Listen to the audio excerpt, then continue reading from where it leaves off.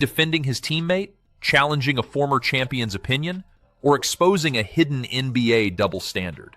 Trade this for the world. Lastly, there's a lot of people that have a lot of negative stuff to say. There's a lot of people who have a lot of opinions. At the end of the day, they don't have a dude. You got to have a dude. You got to have a 1A dude. And they're missing that at the end of the day if we're just getting down to brass taxes. I didn't want to disagree with Becky today, but they do have that dude. Who? Jalen Brunson. No, he's too small. You know, people say he's too small. People say he's a 1B or a 2B or a whatever. He is a freaking 1A. He is an MVP candidate. There's no question who the king of New York is. Is he the best Knicks signing ever? The NBA has always loved proving people wrong. But every once in a while, the league creates a moment where an old opinion comes back from the dead just to embarrass the person who said it. It is in that 0.4% that Jalen Brunson, the same guy that so many said was too small,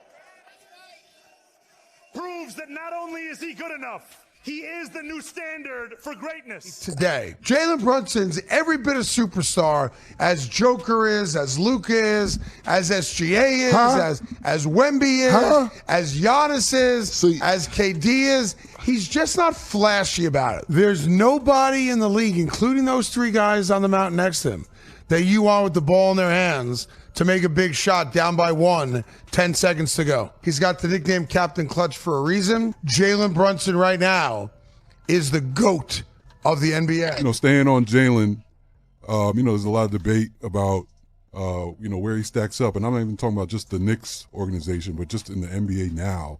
That is exactly what happened when a forgotten comment about Jalen Brunson suddenly exploded across the basketball world, dragging Becky Hammon into a debate she probably thought was already finished. Didn't they say about you? But you know what? They say that about you. You're a Hall of Famer. I got a philosophy. Can I say my philosophy? Go ahead. If your best player is small, you're not winning. There's no air to be cleared. I said what I said. He proves me wrong. He proves me wrong. I mean, I good for him. But I do think the two best teams are in the West. But when you prove them wrong, you really don't have to say to them.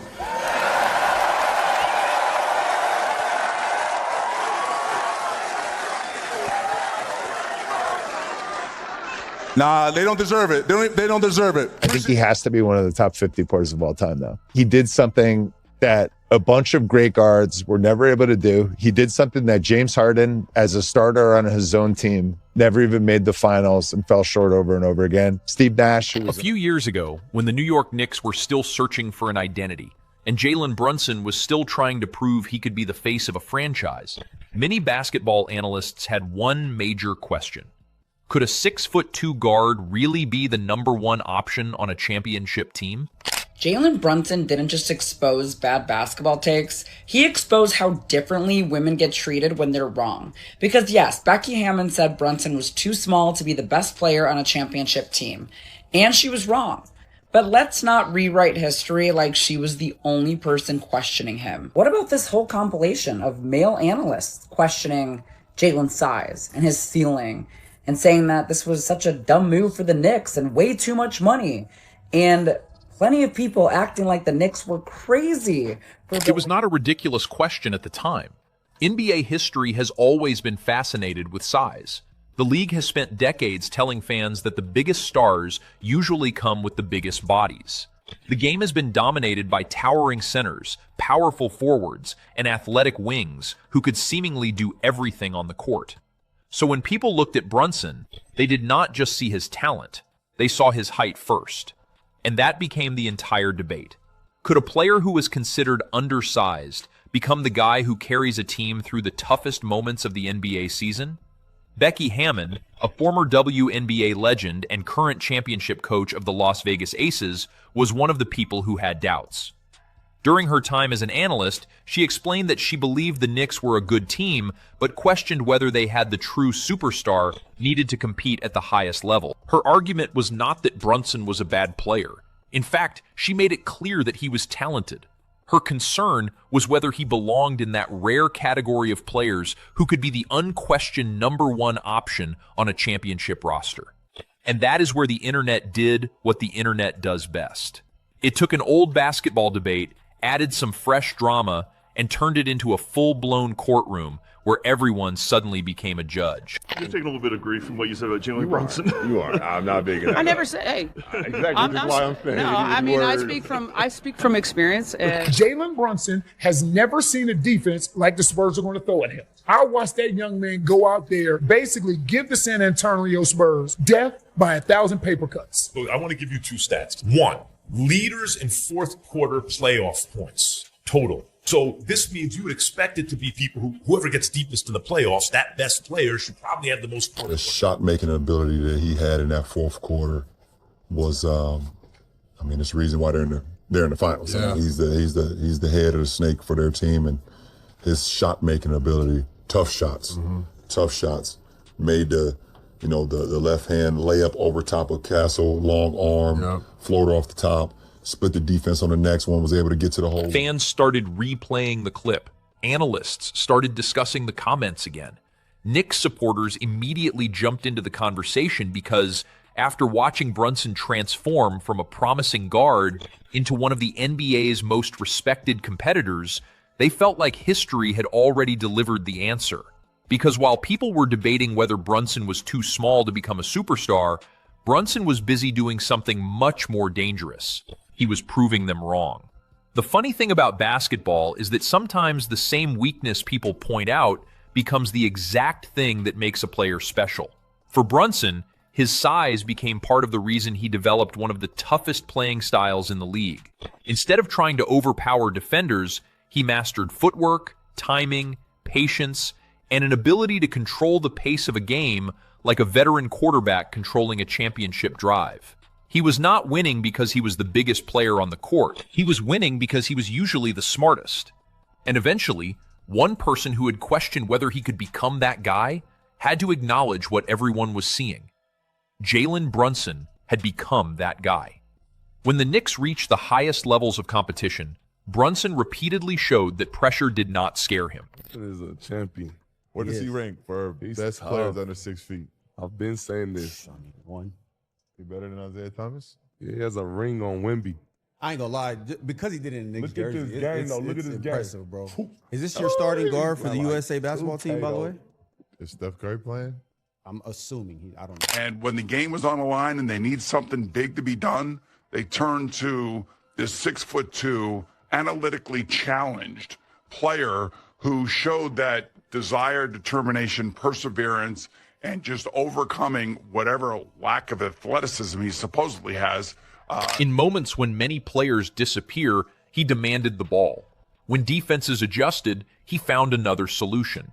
When opponents tried to attack his weaknesses, he turned those weaknesses into opportunities. The entire conversation around Jalen Brunson began to shift because the debate was no longer about whether he had enough talent to lead a team. Instead, the discussion became much bigger because fans started asking a completely different question. How many players in the NBA could actually outperform Brunson when the pressure reaches its highest level? That is where Josh Hart became a major part of the story. One thing fans and analysts sometimes forget is that teammates have a perspective that television audiences simply cannot have. They see the preparation before games, the extra work after practice, the way players respond after difficult losses, and the leadership qualities that never appear on a highlight reel. They know who remains confident when criticism arrives, and who takes responsibility when the team needs someone to step forward. Josh Hart has built a reputation as one of the most entertaining and outspoken personalities in the NBA, because he has never been the type of player to sit quietly while a conversation unfolds around him. Whether he is making jokes, battling with opponents, expressing his frustrations with officials, or defending his teammates, Hart has always made his presence known. Shouts out family DoorDash. You know who's in that bag, man. Finals MVP, man. Close-out elimination game. JB showed up with 45 points. Go ahead, load it up, Lou. Like Teague always says, man, they always look the same, man. These highlights very consistent. That's just pure. But I appreciate Becky, no cap. Because the words she said, well, can't win with JB being a, 1A, 1B, he too little. All that did is fuel that nigga, bro. I don't give a fuck what y'all say, what he say. You got to have a guy. And when I'm talking about a guy, I'm talking about a league MVP. And we have a guy. So he definitely makes the game easier for everybody, for sure. His personality has even turned him into one of the league's most recognizable voices outside of the basketball court. Hart understands how to create a moment, whether it happens during a game, in an interview, or through social media, where he often gives fans a glimpse into the mindset of an NBA player.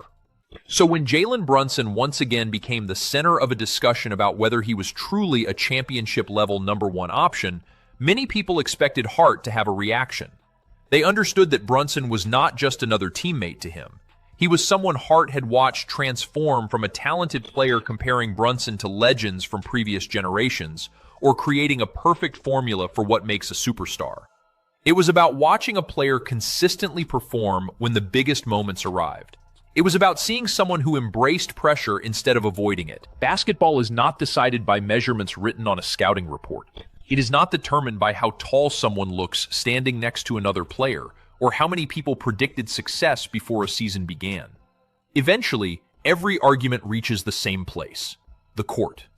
When the game begins and the lights are brightest, someone has to make the difficult decisions, take the difficult shots, and carry the responsibility when everything is on the line. And lead his team to a championship was so satisfying for me to watch. I mean, I was just so mesmerized by how just easy he made it look, and it wasn't easy. You know, when he went around Wemby and just went up to the basket, and Wemby almost tripped over himself as he's trying to keep up with the much smaller guy, and he was the defensive player of the year. It was so sweet and so like just, wow, I can't believe he has the guts to go in there and do that. Now, why would I even say that in that moment? I don't know, because we've been watching it since the day he got here. He's been doing exactly that against bigger players. Since every game he's played as a Knick. I mean, it's a remarkable performance by a humble young man who's obviously been brought up the right way, who understands exactly what his role is. And he does it by performance, not by talking. And that's the beauty of Jalen Brunson. And Brunson kept proving that he could do exactly that. This is why Knicks fans became so passionate about defending him. From their perspective, Brunson had spent years answering the same question repeatedly, only for the question itself to keep changing. At first, people wondered whether he could become a reliable starting point guard after leaving Dallas. Then, after he proved himself in New York, the conversation moved toward whether he could become an all-star. When he reached that level, the discussion changed again and became about whether he could lead a team deep into the playoffs. Then came the biggest question of all. Could Jalen Brunson actually be the best player on a championship-caliber team? Every time the expectations increased, Brunson responded in the same way. He did every playoff performance, and every moment when the Knicks needed leadership became another piece of evidence supporting his case. The irony is that the same things people once used to question Brunson eventually became the reasons many fans respected him. His size forced him to develop incredible footwork and creativity. Because he was not the biggest or most athletic player on the floor, he had to become smarter. He had to understand angles, timing, and patience at a level that allowed him to compete against players with greater physical advantages. They had statistically one of the best postseasons ever. Jalen Brunson, obviously just a superstar, amazing player. And one of the names that was trending during all this was Becky Hammon. Becky Hammon, who is the coach of the Las Vegas Aces. And that is because a couple of years ago, Becky Hammon was on ESPN serving as a guest analyst, and she said that she did not think that Jalen Brunson, that he was too small to be a champion, like to be the doubts surrounding him became motivation. The criticism became fuel. And the player many people wondered about became the player they could no longer ignore. That is why the old Becky Hammon comments returned at such an interesting moment. They resurfaced when Brunson had already built a strong argument against the very concerns people had years earlier. However, the biggest twist in this entire situation is that Becky Hammon's original comments were not necessarily meant as disrespect toward Brunson. Her explanation after receiving criticism showed that her viewpoint was based on a very specific championship contender. That category is reserved for a small group of players who completely change the identity of a franchise. Players like LeBron James, Stephen Curry, Luka Doncic, and other generational talents have reached that level because their impact goes beyond statistics. Their presence alone changes the expectations surrounding a team. Hammon's argument was not that Brunson was not an excellent player. It was not that he was incapable of leading or that he lacked the talent required to succeed. Her argument was that the NBA's true 1A category is incredibly difficult to enter because even many great players throughout history never reached that level. I know the gatekeepers and the national media, they want Wemby to be crowned that guy now. They don't want Brunson and the Knicks to join the exclusive club of being champions. But I got news for them and I got news for everybody else. Going into this series, I'm not talking about for a career, but for this series, Jalen Brunson is the best player on the court. He is Captain Clutch. He is the guy that you want more than anybody in this series to have the ball in his hands at the end of the game. And whether it's the grit, the toughness, or the heart, or what this means to Jalen Brunson, his legacy, not only with this franchise, but in this city, and being a guy that's undersized and being a guy that's been overlooked, Jalen Brunson will show you in this series that... The problem was that when the old clip resurfaced, many fans did not focus on the details behind her argument. They focused on the doubt. They remembered the moment when Brunson was questioned, and they compared it to everything he had accomplished since then. That is the strange thing about sports debates. A prediction that seems reasonable at one moment can become a target years later if the player involved completely changes the story. The same comment that once represented a common basketball opinion suddenly became evidence in the case against the person who said it.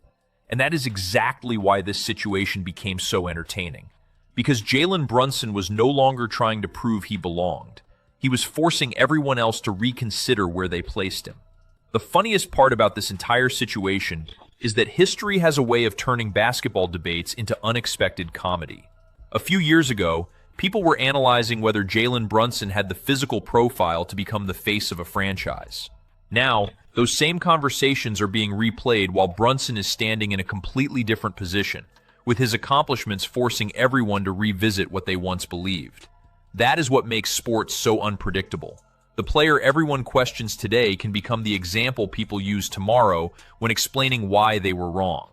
Jalen Brunson is going to be the best player in this finals, and there is one main reason why I think this. The reason why I think this is because Jalen Brunson loves playing teams that play defense like the Spurs do.